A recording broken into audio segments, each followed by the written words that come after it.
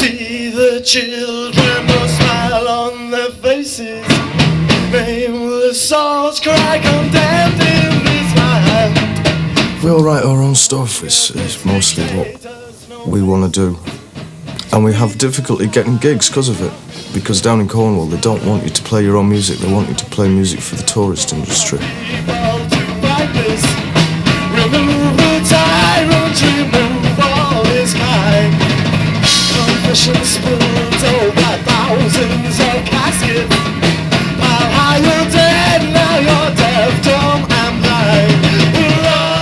My name's Tim, and I'm from Moondragon, and I'm the lead guitarist.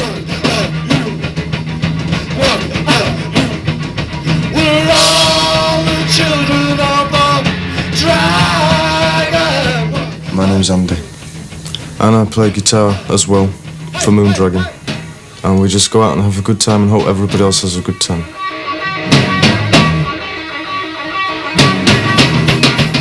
We did a gig at the Swan last Friday, and they've got a little hall out the back of the Swan which they call the Jazz Club, and we play there, but we're banned from the actual pub itself. I'll play the drums, I'll put a drum rhythm to it sort of thing, and then like Paul will make up his own bass line. So all the songs, even though the idea was originated from either Andy or Tim, because they wrote most of the songs, mainly Andy, the songs are actually written by the whole band. My name's Paul, and that was ours because he didn't say about who he was.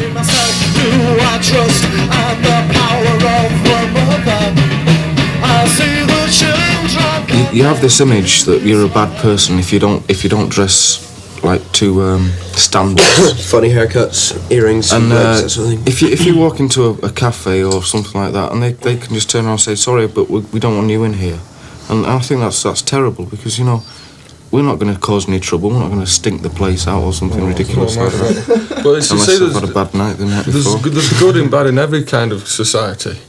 But without the people that are maybe such as us, that maybe dress different to the rest of them, there's always the odd person that'll cause a bit of trouble, and then because there's that one person, the whole basket, if you see what I mean? Like the football. Yeah. They all say, oh, well, they're all bad. But it's the same with anybody else. Why do we look aggressive because of that? It's only because you've got, like, you know, great big boots on and stuff, but that's like sensible, isn't it? If you haven't got any money, you buy a pair of army boots for £10 and they last you 4 or 5 years. You know, I mean, it's not, I don't sort of wake up in the morning and think, oh, I know, if I wear a huge earring and a big pair of boots, I'll frighten some old grannies, you know? It's not all that, but some people seem to think we do it on purpose, you know?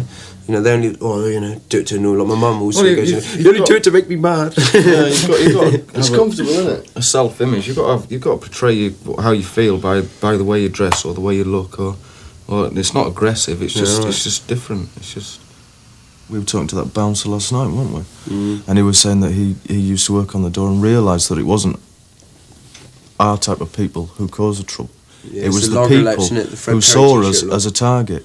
So they were the ones who were starting the trouble, but because we were there and easier to get rid of, you know, because there's a minority of us, we were the ones who got stuffed out. We're just other people, the same as everybody else. We're no different to anybody else. I mean, that's it. Aren't we? I think it's quite strange when you walk into a big supermarket and you get followed around the supermarket because you're scruffy. They think you're going to nick something, and then. I find it quite funny now if you go into, like, say, one of the big Tesco's or Marks and Spencer's, you can have games with them, you can, like, run around for ages, keep things you never buy, really strangely. And there's this guy that follows you all the time. Yeah. But I mean, I just want to be taken as for who I am, not a blemish on society, you know, or anything like that. We just know. You're a boil on the bottom of the world.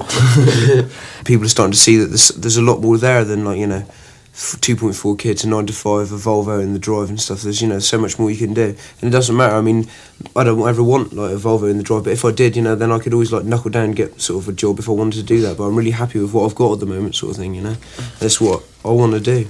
Yeah, you got to be free to be able to go where you want and do what you want. Live and let live. In life, really. I mean, I travelled around Portugal, around Spain, around France. I'm only 20 and I've done all that, and I've still got lots more to explore, you know. So, I mean... And when you're in these other European countries, they accept you for what you are. Yeah. I mean, we went into the bar, didn't we, with a guitar on our backs, and they just turned everything off and said, play for us. We get criticised for being lazy, for being scroungers, but we're working towards something that we see as being our future, our life.